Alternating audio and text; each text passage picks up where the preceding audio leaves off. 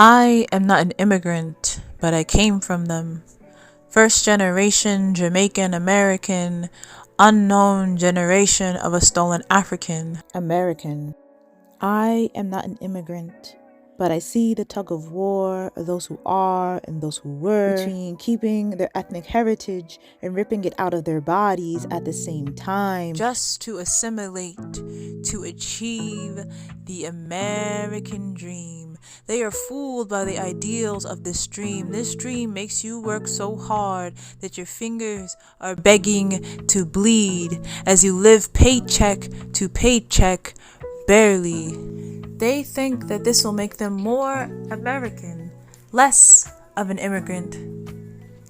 That taking on jobs hundreds and thousands of miles away and missing out on moments and birthdays and fighting against the odds and the hate, that their American dream will finally be realized. But after all that, they realize that the tug of war between an American and an immigrant isn't over. It almost didn't matter. Because when they looked at their oh so beautiful American dream, they saw that it was a mess, a test, an agonizing game that doesn't let them collect 200 when they pass go. Instead, they are stopped by the system that says they want them to become citizens and degrade their culture, their language, their food, and especially their people's character. And they question them, and they question them, and they question them on, why aren't you speaking English? You see, that's why we shouldn't let them in. That's why we should ban their countries. They're not even contributing. Speak American.